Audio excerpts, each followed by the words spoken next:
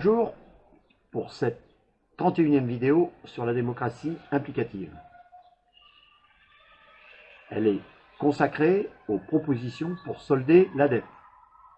La démocratie implicative va s'attaquer résolument à ce fardeau à deux niveaux, international et national. Sa résorption ne pourra se faire que sur la durée, en changeant profondément les pratiques financières de l'État et des institutions. Nous avons vu dans la vidéo 30 sur l'histoire de la dette comment, après le deuxième conflit mondial, les nations occidentales avaient conçu un système monétaire économique mondial. Ces accords passés à Bretton Woods en juillet 1944 ont été démantelés à partir du 11 août 1971 par Richard Nixon. Aujourd'hui, les désordres des finances mondiales sont devenus tels qu'il est nécessaire de provoquer un nouveau Bretton Woods du XXIe siècle. Nicolas Sarkozy en avait émis l'idée en 2008, après la crise des subprimes et de la dette grecque. La première pierre d'un tel édifice a d'ailleurs suivi l'élection de Joe Biden.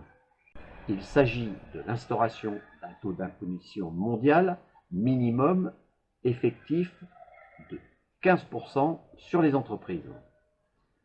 Sous l'égide de l'OCDE, 130 pays ont signé cet accord. Il représente 90% du PIB mondial et devrait rapporter environ 150 milliards d'euros de taxes. Même s'il rapporte beaucoup plus aux pays du Nord, c'est une incontestable avancée dans une nouvelle gouvernance mondiale de l'économie. À noter que la Chine a également apporté son paraphe. Ce Bretton Woods du XXIe siècle devra solder les dettes publiques des États et organiser un nouvel ordre économique. Il prendra en compte la mondialisation des échanges, l'environnement, la transition énergétique, le numérique et le développement équitable Nord-Sud.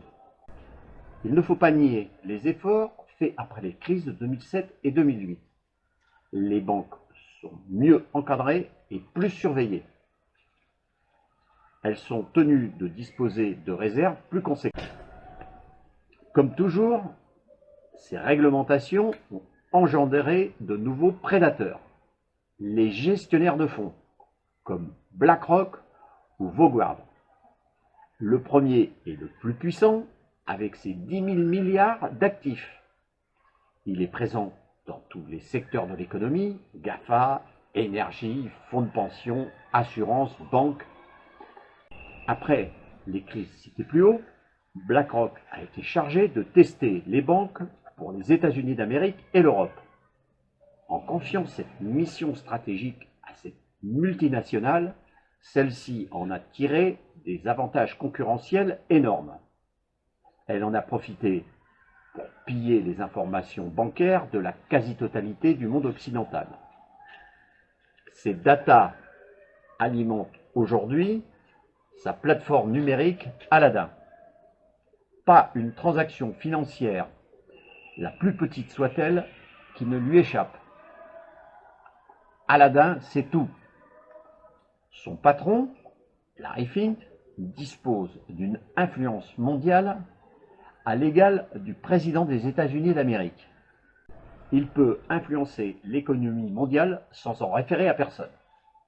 Les États recherchent son appui et surtout ses investissements.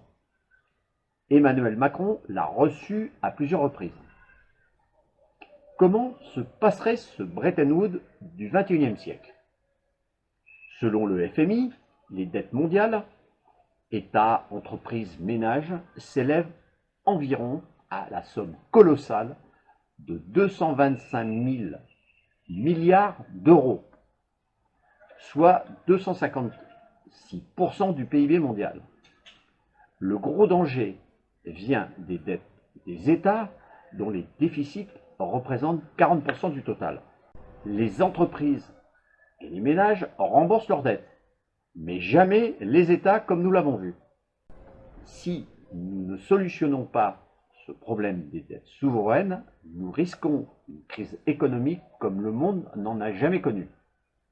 La pandémie, le coût de l'énergie, la flambée des matières premières, la montée de l'inflation, le dérèglement climatique et aujourd'hui la guerre en Ukraine augmentent considérablement le risque.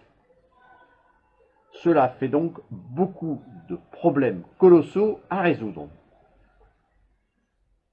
Pour les dettes des États, il faut les réduire en supprimant une grande partie. Cela va nécessiter de la créativité, car cela doit se faire sans déséquilibrer le bilan des banques. Il ne faut pas reproduire Lehman Brothers à une dimension beaucoup plus dévastatrice. Ensuite, il faut mettre en place un système comptable mondial identique pour tous les États. Cela permettra de planifier le reliquat des dettes sur la durée. Dernière étape, instituer la règle d'or qui interdit les déficits budgétaires. Pour faire respecter un tel accord, il faut une boucle de rétroaction puissante. Je propose la création d'une agence mondiale du contrôle financier. En plus de la vérification des États, cette agence sera chargée de chasser les évasions fiscales et l'argent des trafics. Les paradis fiscaux seront bannis. Il faudra aussi traiter du problème des crypto-monnaies, comme l'Europe s'en soucie déjà à travers le projet MiCA.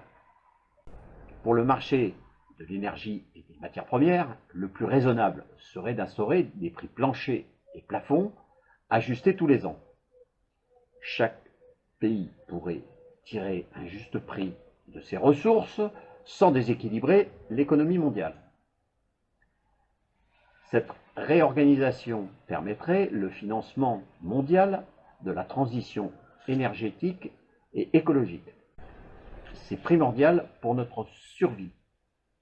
Cela va nécessiter des sommes colossales évaluées aujourd'hui à environ 250 000 milliards d'euros, soit la même hauteur que la dette actuelle du monde. Il ne faut pas rêver. Un tel processus ne verra pas le jour grâce à des initiatives politiques. Comme toujours, nous le ferons dans l'urgence, quand les événements nous imposeront leur joug. Pour vous informer sur BlackRock, vous pouvez le faire avec ce lien donnant accès à un reportage édifiant d'Arte. BlackRock, ces financiers qui dirigent le monde.